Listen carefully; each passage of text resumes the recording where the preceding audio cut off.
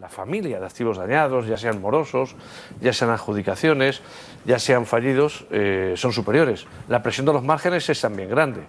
Si a eso le añadimos algún rasgo más idiosincrático nuestro, ¿no?, como es una guerra del pasivo, que llama la atención fuera de España, ¿no?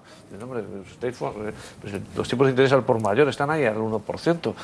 ¿Cómo estáis dando tipos de interés de los 4 y picos, etcétera, ¿no? Una fuerza que ha estrechado mucho los márgenes, más allá de las dotaciones y de la regulación doméstica, que obliga lógicamente a una política de provisiones agresiva, pues bueno, pues nos explicamos y no deberíamos llevarlo las manos a la cabeza. España, en cualquier caso, es responsable solo del 17% en el caso del Santander, ¿no? Un poco más es el Reino Unido, es un 18%. América Latina es el 42%. Por lo tanto, es un fenómeno muy genérico, no solo de estos dos bancos que tú has dicho, sino de todo el sistema crediticio, ¿no? No, yo estoy muy de acuerdo con Emilio. Yo creo que, bueno, caídas del 10, 15, 20% que se han visto, bueno, también si metemos la banca mediana, pues yo creo que no está nada mal con la que está cayendo. Es decir, que hay que mirarlo, todo depende de aquí, desde la perspectiva que se miren las cosas, ¿no? Yo creo que hay dos factores aquí que de alguna forma ha apuntado Emilio. Uno, en primer lugar, la mora sigue creciendo, pero a un ritmo más desacelerado que lo que hacía, por ejemplo, hace un año y pico. Eso es una buena noticia. Y sin embargo estoy ya completamente de acuerdo con Emilio, que creo que el problema está siendo el incremento del coste de financiación de los bancos como consecuencia de la guerra del pasivo.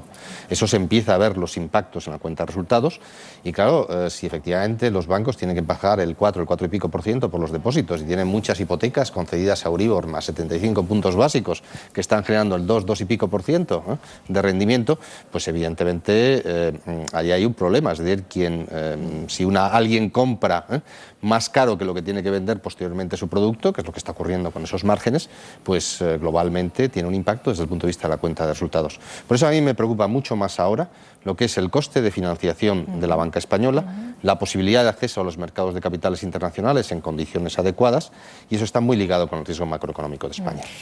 Estamos también a punto de conocer un endurecimiento, se está estudiando ya y se va a debatir en la próxima reunión del G20 de las normas internacionales para las entidades financieras. PricewaterhouseCoopers acaba de publicar un informe que habla del impacto que esto puede llegar a tener directamente en las entidades españolas, sobre todo para la banca mediana, para las cajas de ahorros. Dice que incluso va a ser necesario captar hasta 40.000 millones de euros para poder hacer frente a esta situación, para reforzar su capital. ¿Este sería el impacto de ese endurecimiento para nuestros bancos? Vamos a ver, Basilea III lo que es fundamentalmente son tres cuestiones. Es una obligación de más capital y de mejor capital. Cuando se habla de mejor capital, es capital con capacidad para absorber pérdidas.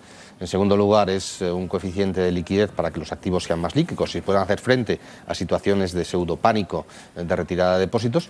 Y en tercer lugar, es una limitación desde el punto de vista de la concesión de créditos. Puesto todo eso en su conjunto, esto va a tener un impacto relevante en la banca en toda Europa, ¿no? Es decir, menos en Estados Unidos, pero en toda Europa.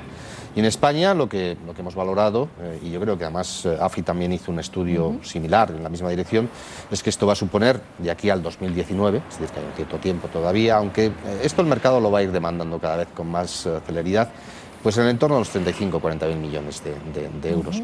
Eso no es una mala noticia. Tendremos unos bancos más sólidos, más líquidos, pero también seguramente tendremos menos crédito a disponibilidad de la gente. Lo cual también tiene que ver con el proceso de desapalancamiento que está llevando a cabo la propia sociedad y las familias y las empresas españolas. Claro. ¿Qué cifras maneja AFI en este sentido? ¿Cuál puede ser el impacto de esas nuevas normas de Basilea para la banca española? A los 2 días, ¿no?, de saber. Fue el 12 de septiembre, ¿no?, cuando el Comité de Supervisión Bancaria anunció lo que iba a ser un borrador, digamos, o las normas que previsiblemente la semana que viene aprueben en Seúl la cumbre del G20, ¿no? Bueno, el impacto no es muy distinto. Uno, en la banca española soporta sin gran problema. Todas las definiciones de capital que hace Basilea III, Tier 1, Core Capital, lo puede hacer perfectamente con ese colchón, con ese buffer adicional, y también puede desapalancar sin grandes problemas. El problema no es qué le pasa a la banca española. La pregunta relevante, creo yo, es qué le pasa a los clientes de la banca española, ¿no? ¿Por qué nos podemos encontrar con que efectivamente el sistema bancario haga su transición incluso mejor que la media. De hecho, el episodio de la superación de las pruebas de esfuerzo marca efectivamente la puesta de largo en la solvencia española, pero en la economía más bancarizada de la OCDE, que la restricción crediticia, que el racionamiento crediticio siga siendo un hecho, como ya lo es, por razón de erosión en la calidad de los activos, pero también porque Basilea III, aun cuando tenga un horizonte de cumplimiento del 18, del año 19, hay que empezar ya.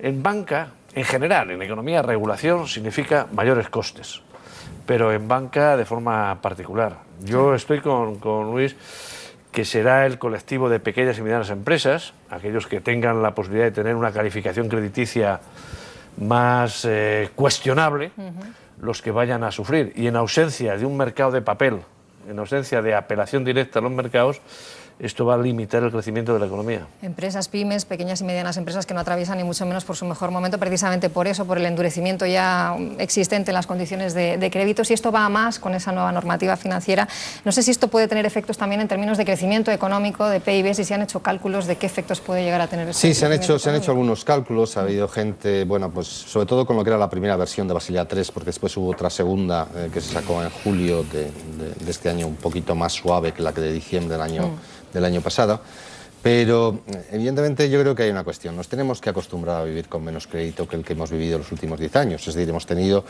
pues un exceso de crédito y estamos pagando la crisis, es la resaca de ese exceso de crédito.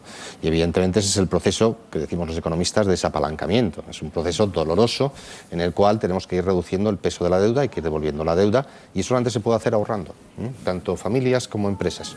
Y eso lo que supone es menos consumo y supone menos inversión.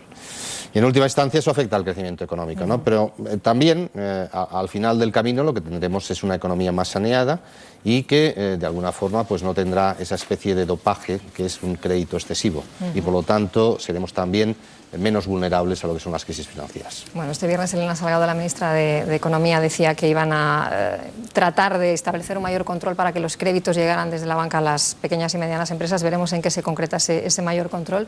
Me gustaría que habláramos, antes de terminar, de una última cuestión, de otra de las grandes noticias que ha marcado esta semana. Es ese Consejo de Bruselas, en el que los líderes de la Unión se han reunido para discutir un poco qué hacer con los países que incumplan los objetivos de déficit económico. Aquí hemos visto claramente dos bandos. Alemania muy fuerte, seguida por Francia, también pidiendo medidas muy drásticas, una reforma profunda del Tratado de Lisboa, pidiendo además que quienes incumplan reiteradamente los objetivos de déficit directamente pierdan el derecho de voto en el Consejo Europeo. En fin, España y otros países mucho más prudentes en este aspecto quieren medidas mucho menos drásticas. La pregunta es hasta dónde habría que llegar en este sentido. ¿Es necesario cambiar el Tratado de Lisboa ahora? Bueno, empezando por el final, yo creo que no.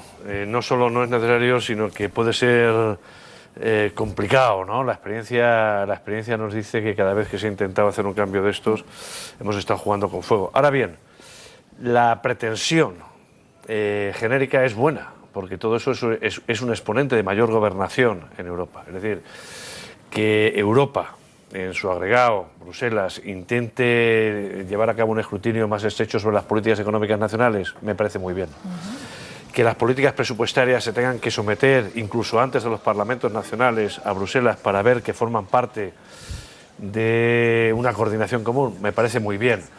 Que se convierta en permanente ese Fondo de Estabilidad Financiera que se creó tras el 9 de mayo con el fin de apoyar a aquellos gobiernos cuya deuda pública pueda ser objeto de tensiones en los mercados, me parece muy bien. Desde luego las contrapartidas de todo eso tiene que ser una mayor vinculación. No sé si es el momento de introducir medidas tipo sanciones más o menos severas, etcétera, etcétera. O ya procedimental, administrativa o políticamente cambiar los tratados. Pero sí me gustaría, desde luego como a tenor de la experiencia, que una de las lecciones de esta crisis, de la gestión todavía de esta crisis inconclusa, fuera más Europa. Y ahí necesariamente tenemos que ceder soberanía, asumir que pueda haber en algún momento algún esquema de sanción, ya sea vía privación de derechos políticos, de derechos de voto, ya sean sanciones pecuniarias, y que idealmente, si los políticos encontraran una vía de pasar eso a limpio sin necesidad de armar un gran torbellino como los referéndums